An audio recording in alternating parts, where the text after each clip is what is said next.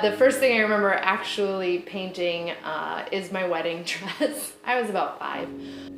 If I weren't painting, I would draw. Cop out. If I weren't a painter, my real answer would probably I would be a front-end developer. I used to be one, and I think that is another field that uses both the left and right side of your brain, and I like to utilize both, which is why I paint anatomy. What drew me to anatomy was my grandpa, to put it simply. My entire family is in a medical field, except for me, and I am sort of a little bit. But my grandpa used to come over for dinner, and he has a passion for anatomy, the same one I do, just those little facts and stories about each bone and crevice. And he would give us a nickel for every question that we got right. What are the smallest bones in the body? What does the sella tristica stand for? So those little stories that he told us over the dinner table, I think just started a small little fire inside of me. And then when I finally got to actual anatomy in high school, I was more enthused than I can put into words. I only got that excited about one other thing, which is painting. And so that's what started me on this trajectory. I think what inspires me is fairly obvious, and that is the human body, both the form of it and the function. The form being how beautiful, an individual bone can be. It looks almost like a landscape with all the crevices and turns and roads in it. And then the function itself, I find incredibly inspirational. Just what the human body is capable of, how this mess of cells, mess of guts, if you will, makes us who we are, makes all our amazing capabilities as humans. Something that's invisible that I really wish people could actually see, it's corny as heck, but that's okay.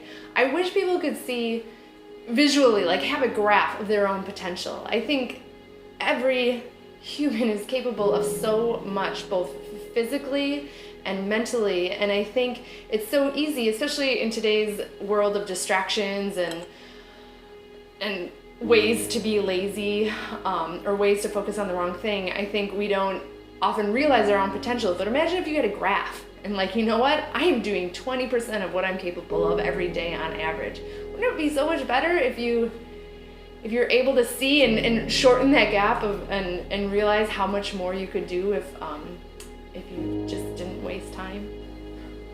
The hardest thing that I've ever done is have a child in the NICU for almost 3 months.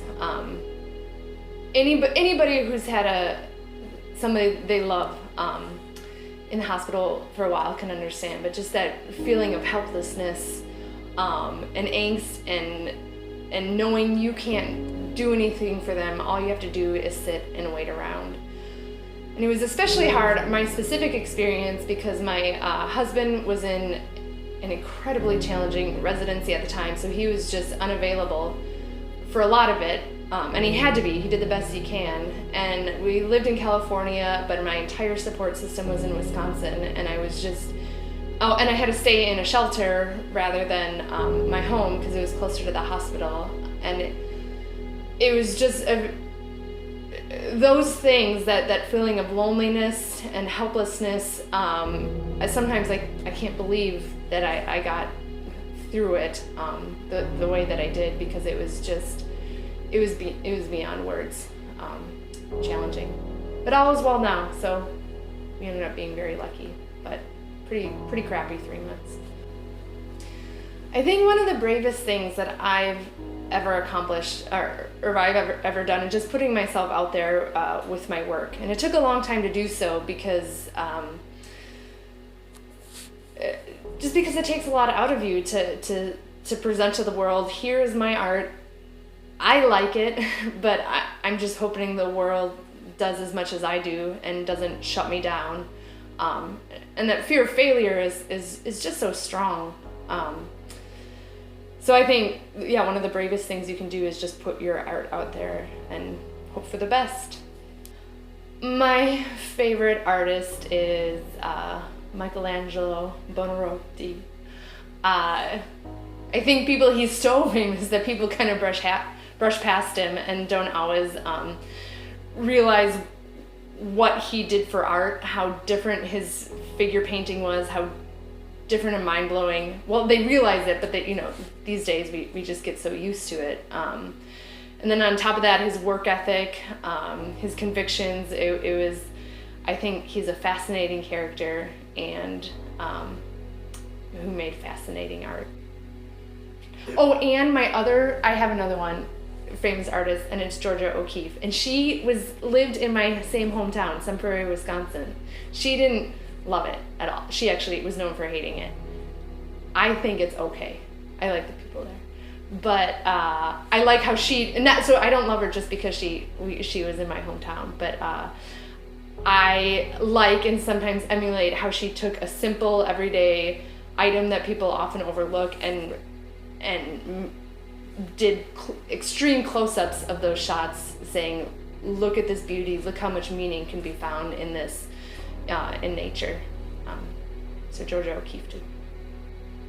I think anybody can be an artist. I think one of the biggest things that you need to have is confidence, especially in today's world with the direction modern art has gone in. So much of it is, no, really, I promise, this is art. Just trust me. You want to spend a lot on this.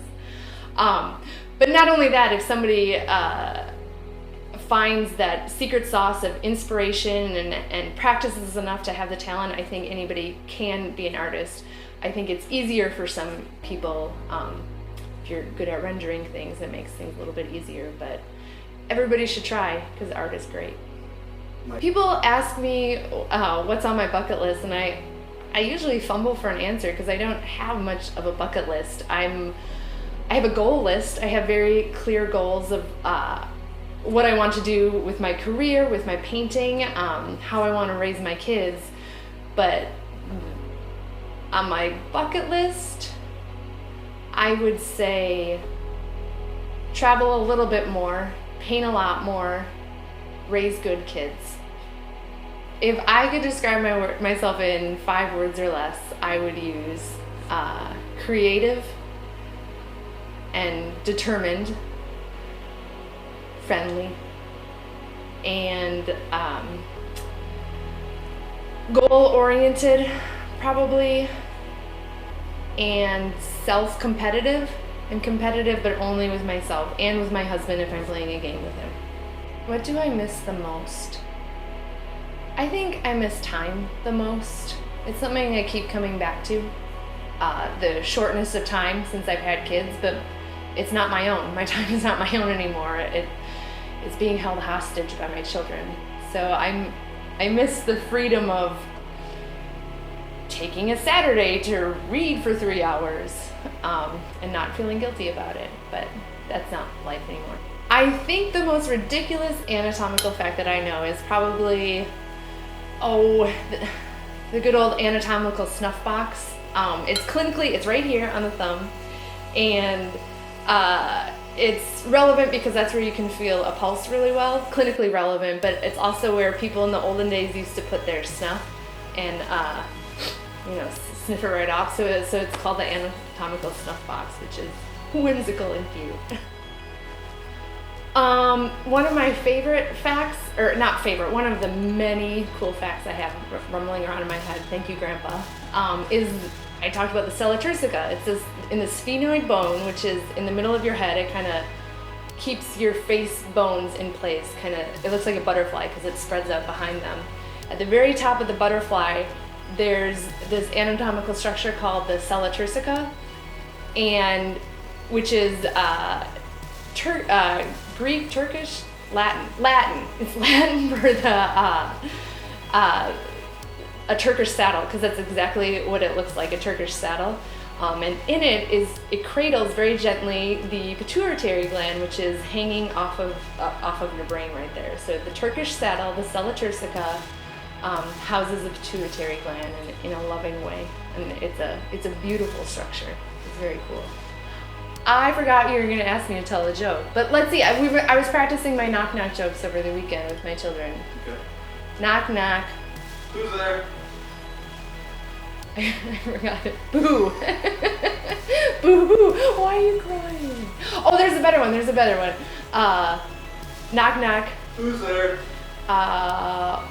Over controlling person. Over control. No, you say over controlling person who? Yeah, I was about to. No. I got a real laugh. There, that's the best one I know. I'm Kaitlin Walsh. You can see my work at lyonroadart.com.